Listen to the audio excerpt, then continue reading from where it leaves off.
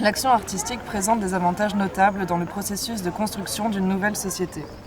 Le langage artistique, symbolique, excède la rationalité et en appelant à des sensations et des émotions, ouvre un espace au non-savoir et à d'autres savoirs. L'action artistique questionne, incite à la curiosité et à la créativité, qui permettent une ouverture vers autrui et une conception holistique du monde. Créant des relations, elles ouvrent sur la construction du commun. Citation de Zatoni. À travers l'art, l'homme dit ce qu'il ne peut pas faire ni même penser, ce qui lui est interdit comme prix de sa condition humaine. En traversant les interdictions dans la virtualité de l'univers symbolique, il construit par l'art la zone des impossibles possibles.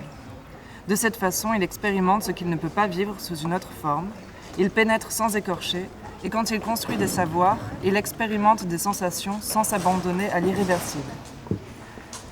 Ainsi, les processus artistiques peuvent déclencher une créativité, une sensibilité et une intelligence commune qui créent les bases pour une société biocentrée, privilégiant le bien vivre et la convivialité.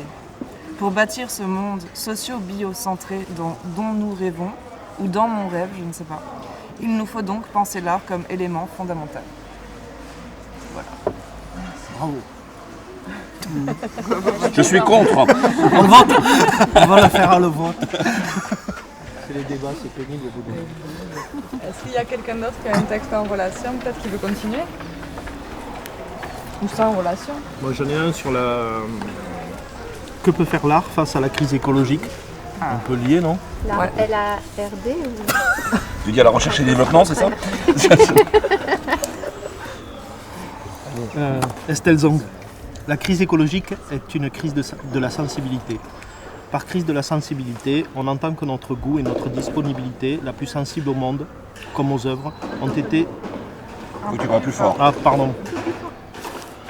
Ont été en partie mutilées par la réification de la nature qui a accompagné la modernité, la Tour 2015.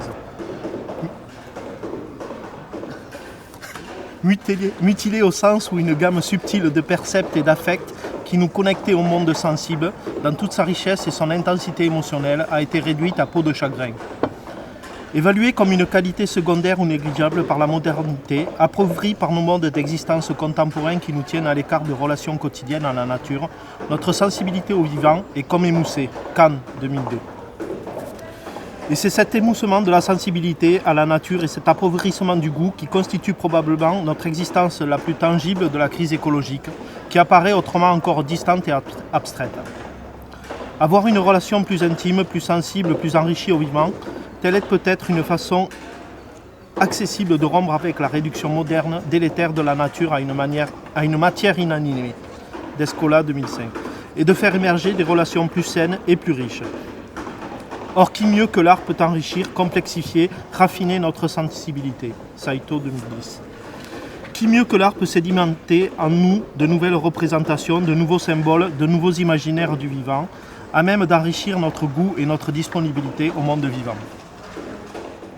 Moi, je vais vous lire la dernière phrase. Ah bah alors ça. Gonflé, toi. Je peux? Ah, vous avez pris un croissant avant parce que là vous ne méritez pas si bien. Je trouve qu'elle est mieux que tout le reste.